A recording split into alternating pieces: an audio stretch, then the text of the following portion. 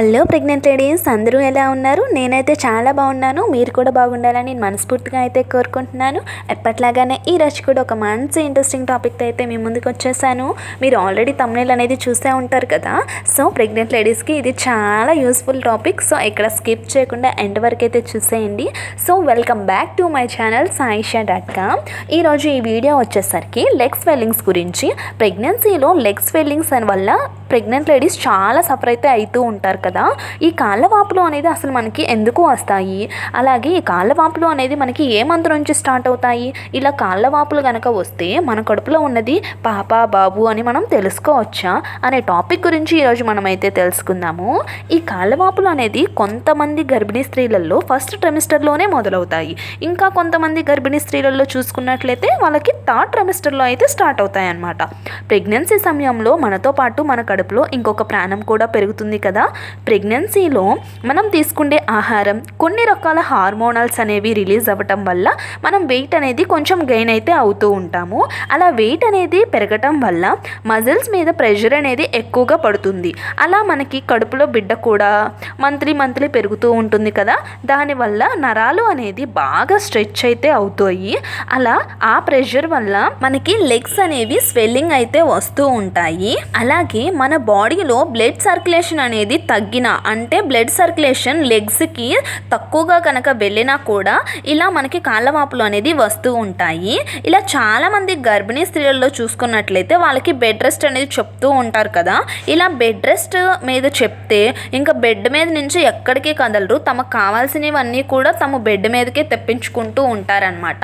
ఇలా కాళ్ళు అనేది కదపకుండా ఒక్కచోటే పడుకున్నా కూడా మనకి ఈ స్వెల్లింగ్స్ అనేవి వస్తూ ఉంటాయి.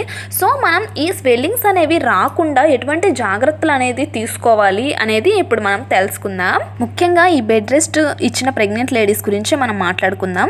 ఎంత బెడ్ రెస్ట్ చెప్పినా అలాగే బెడ్ మీద అయితే ఉండిపోకూడదండి. వాళ్ళ పనులు వాళ్ళు అనేది చేసుకోవాలి. వాటర్ తాగటానికి అనేది వాళ్ళు వెళ్ళాలి, ఫుడ్ తెచ్చుకోవడానికి, బాత్రూమ్కి, ఇట్లా వాళ్ళు కనీసం నడుస్తూ ఉండాలి. అలాగే బెడ్ రెస్ట్ చెప్పినా కూడా మీరు ఈవినింగ్ ఒక 10 minutes, ఈవినింగ్ అలాగే మార్నింగ్ ఒక 10 minutes అనేది వాక్ అనేది ఖచ్చితంగా చేస్తూ ఉండాలి. ఇలా వాకింగ్ చేస్తూ ఉంటేనే కాళ్ళకి బ్లడ్ సర్క్యులేషన్ అనేది చాలా బాగా ఉంటుంది. దానివల్ల మీకు ఈ స్వెల్లింగ్స్ అనేవి రాకుండా అయితే ఉంటాయండి. అలాగే మీరు వేడి నీటితో కాపడం కూడా పెట్టుకోవచ్చు, మీకు మరీ ఎక్కువగా స్వెల్లింగ్ అయితే వస్తూ ఉన్నా కూడా. అలాగే మీరు పడుకునే సమయంలో కూడా మీ లెగ్స్ మధ్యలో పిల్లోస్ అనేది పెట్టుకోండి. అలాగే మీరు స్ట్రైట్గా పడుకుంటే మీ కాళ్ళు అనేది కొంచెం ఎత్తులో ఉండేలాగా, అంటే కింద పిల్లోస్ పెట్టుకొని ఆ పిల్లో మీద మీరు కాళ్ళు అనేది పెట్టుకొని పడుకోవటం వల్ల స్వెల్లింగ్ అనేది రాకుండా ఉంటుంది. ఇంకా మెయిన్ టాపిక్ వచ్చేసి కాళ్ళవాపులు ఉన్న గర్భిణీ స్త్రీ కడుపులో అబ్బాయి ఉంటాడా అమ్మాయి ఉంటాడా అని మనం తెలుసుకోవచ్చా అంటే, నాకు చాలామంది చెప్పారు. అలాగే నేను నా పర్సనల్ ఎక్స్పీరియన్స్తో కొంతమంది తెలుసుకున్న విషయం ఏంటి అంటే, కాళ్ళవాపులు వచ్చిన ప్రెగ్నెంట్ లేడీస్ కడుపులో బేబీ గర్ల్స్ ఉంటారు అని ఎక్కువగా అంటారు. అలాగే కాళ్ళవాపులు లేని వాళ్ళల్లో బేబీ బాయ్స్ ఎక్కువగా ఉంటారు అని చెప్తారు. ఇది ఖచ్చితంగా 100% కరెక్ట్ అని నేను చెప్పను. ఇది కేవలం నేను బేబీ బాయ్స్ ఉన్న ప్రెగ్నెంట్ లేడీస్ అలాగే బేబీ గర్ల్స్ ఉన్న ప్రెగ్నెంట్ లేడీస్ని కంపేర్ చేసుకొని, బేబీ గర్ల్స్ ఉన్న ప్రెగ్నెంట్ లేడీస్లోనే ఈ లెగ్ స్వెల్లింగ్స్ అనేవి నేను ఎక్కువ మందిలో చూశాను కాబట్టి ఈ ఇన్ఫర్మేషన్ అనేది మీకు షేర్ చేస్తున్నాను. సో నా వీడియో అనేది మీకు కనుక నచ్చితే నా వీడియోకి ఒక లైక్ చేయండి. అలాగే నా ఛానల్ అనేది సబ్స్క్రైబ్ అయితే చేసుకోండి.